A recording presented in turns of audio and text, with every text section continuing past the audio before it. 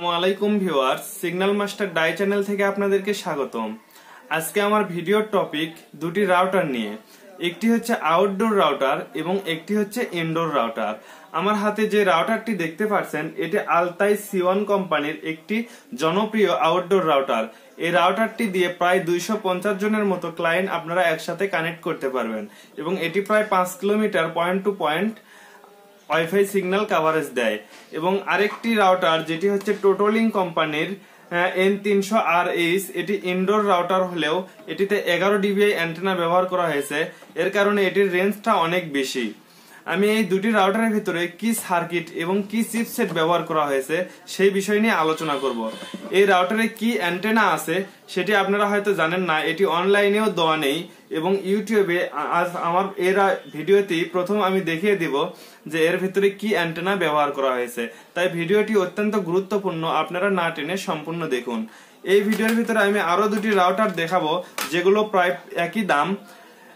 এই প্রথমে যে রাউটারটি দেখাচ্ছি এটি হচ্ছে টেন্ডা AC5 1200 Mbps অর্থাৎ ডুয়াল ব্যান্ডের একটি রাউটার, এবং এই হাতে যেটি দেখতে পাচ্ছেন এটা হচ্ছে টেন্ডা F9 রাউটার, এটি সিঙ্গল ব্র্যান্ডের 600 Mbps রাউটার। এই দুটির দাম প্রায় সেম, এই কারণে আমি এই দুটি রাউটার খুলে দেখাবো এর ভিতরে কি ব্যবহার করা হয়েছে। তাই ডুয়াল ব্যান্ড এবং সিঙ্গল ব্যান্ড রাউটার দুটি প্রাইস সেম কি জন্য।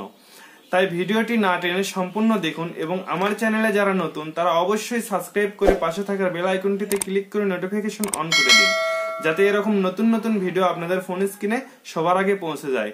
তাহলে চলুন বন্ধুরা, ভিডিওটি শুরু করা যাক।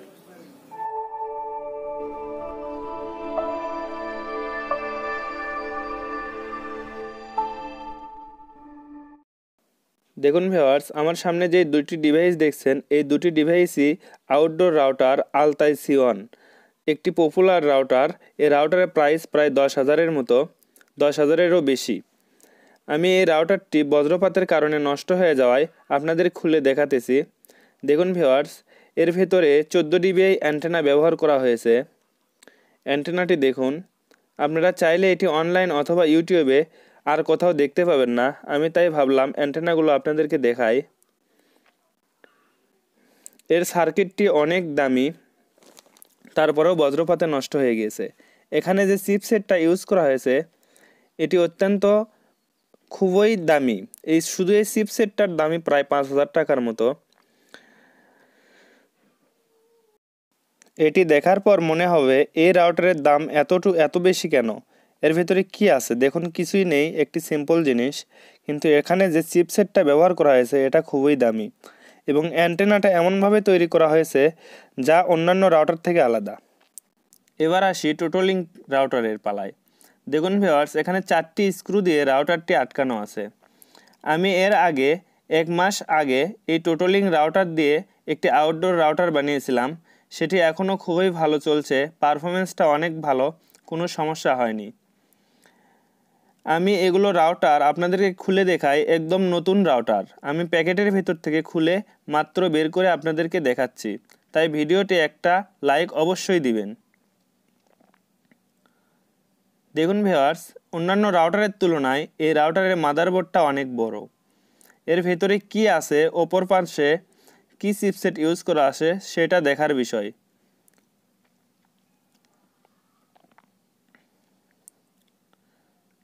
দেখুন ভিউয়ার্স, এখানে খুবই বড় বড় চিপসেট ব্যবহার করা হয়েছে। এখানে রিয়েলটেকের যে চিপসেটটা ব্যবহার করা হয়েছে এটা মূলত 5 GHz-এর রাউটারগুলোতে থাকে।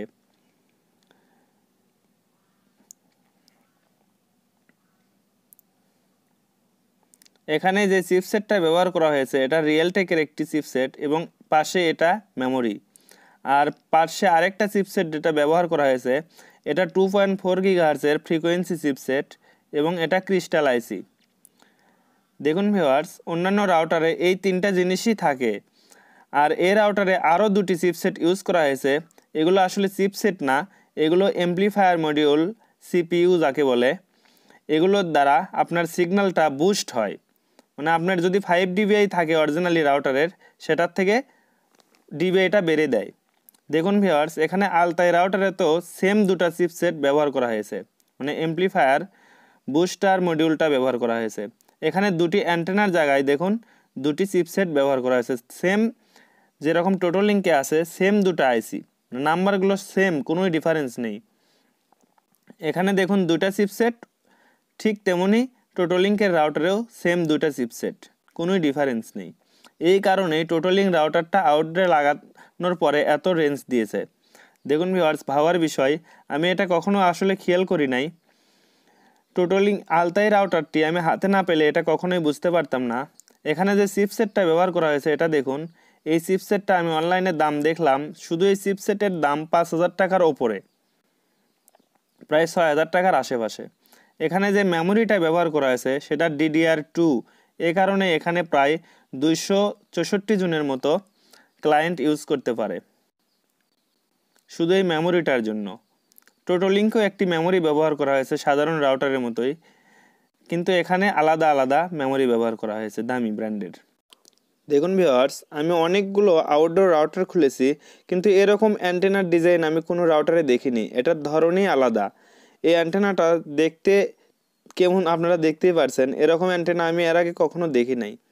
এটা যে আলতাই C1 এর ভেতরে ছিল আমার কখনো ধারণাই ছিল না।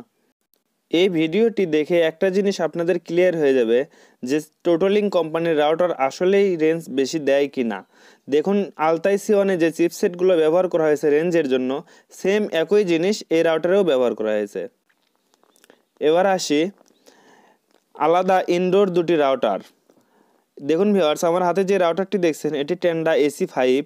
এই রাউটারটি প্রাইস 2250 টাকার মতো। আমি এই রাউটারটি প্রায় 1 বছর যাবৎ ইউজ করেছি, এর রেঞ্জ খুবই ভালো। কিন্তু সেম প্রাইজে আরেকটি রাউটার আছে, এই কারণে আমি দুটি রাউটার খুলে দেখাচ্ছি। দেখুন ভিউয়ার্স, এটা টেন্ডা AC5 মডেলটা দেখুন। দেখুন এখানে চিপসেটগুলো কি ব্যবহার করা হয়েছে। এখানেও রিয়েলটেকের চিপসেট দেওয়া আছে, যেটা সিগন্যাল 5 GHz জন্য। এবার 2.4 GHz জন্য কি চিপসেট ব্যবহার করেছে সেটা দেখব। 2.4 GHz জন্য মেইন চিপসেট হিটসিন দিয়ে আটকানো ছিল। এখানেও লেখাটা স্পষ্ট দেখা যাচ্ছে না, এটাও রিয়েলটেকের চিপসেট, এটা 2.4 GHz জন্য। দেখুন ভিউয়ার্স, এই ডুয়াল ব্যান্ড রাউটারগুলোতে দুটা চিপসেট থাকে সিঙ্গল ব্র্যান্ডের মতোই, কিন্তু এখানে দুটা আলাদা আলাদাভাবে কাজ করে, একটা 2.4 GHz এবং একটা 5 GHz। দেখুন এখানে কোনো সিগন্যাল বুস্টারের জন্য কোনো চিপসেট ব্যবহার করা নেই, যেরকম টোটোলিঙ্কে ছিল এবং আলতায় ছিল সেরকম এখানে কোনো চিপসেট ব্যবহার করা হয়নি।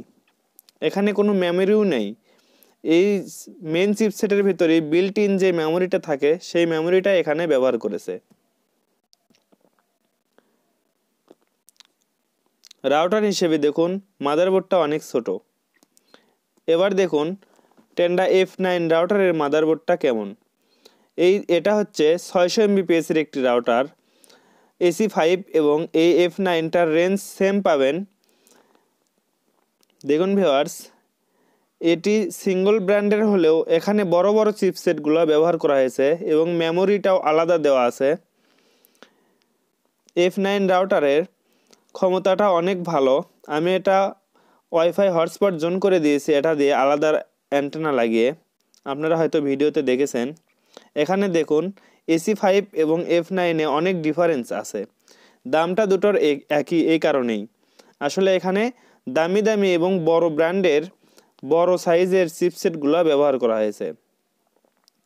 এখানে মেন চিপসেট হিসেবে ব্যবহার করা হয়েছে যেটা টোটোলিঙ্কে ছিল সেম চিপসেট, এবং এখানে সিগন্যালের জন্য আলাদা কোনো বুস্টার অ্যাম্প্লিফায়ার মডিউল লাগানো নেই। দেখুন ভিউয়ার্স, AC5-এও কোনো বুস্টার অ্যাম্প্লিফায়ার মডিউল ছিল না। এই চিপসেটটা সেম আলতায় না টোটোলিঙ্কে লাগানো ছিল।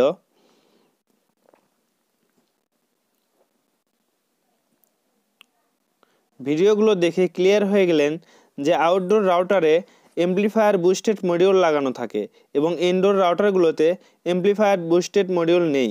কিন্তু টোটোলিঙ্ক রাউটার ইনডোর হওয়া সত্ত্বেও সেখানে অ্যাম্প্লিফায়ার বুস্টেড মডিউল লাগানো আছে। এ কারণে আমি সেই রাউটারটি দিয়ে আউটডোরে হটস্পট জোন করেছি। আপনারা আরেকটা রাউটারে এরকম সিগন্যাল বুস্টেড এমপ্লিফায়ার মডিউল পাবেন, সেটা হচ্ছে টিপিলিং কোম্পানির যে এইচপি সিরিজের রাউটারগুলো আছে সেগুলো রাউটারে আপনারা এরকম পাবেন, সিগন্যাল বুস্টেড এমপ্লিফায়ার মডিউল পাবেন। দেখুন ভিউয়ার্স, এখানে আলতায়ের যে অ্যান্টেনাটা দেখছেন সেম এরকম অ্যান্টেনা আমি কপি করেছি। আমি নেক্সট ভিডিওতে এই আলতায়ের অ্যান্টেনা দিয়ে সাধারণ যে নর্মাল রাউটারগুলো থাকে সেই রাউটারের সাথে অ্যান্টেনা বানিয়ে আপনাদের টেস্ট করে দেখাবো। আমি সেম অ্যান্টেনা দেখুন কপি করে নিয়েছি। এটা আমি আরেকটা অ্যান্টেনা বানাবো, যেরকম আমি 14 dBi 12 dBi অ্যান্টেনা বানিয়ে থাকি, সেম এবার আমি আলতায়ের অ্যান্টেনাটা বানিয়ে আপনাদেরকে দেখাবো।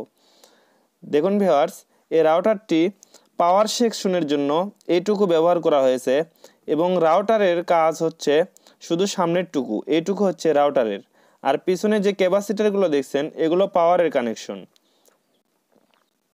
এই রাউটারের ভোল্টেজ হচ্ছে 12 ভোল্ট, কিন্তু এখানে 18 ভোল্টের চার্জার ইউজ করা হয়। এই পাওয়ার সেকশন দিয়ে ভোল্টেজটা রেগুলেটেড হয়।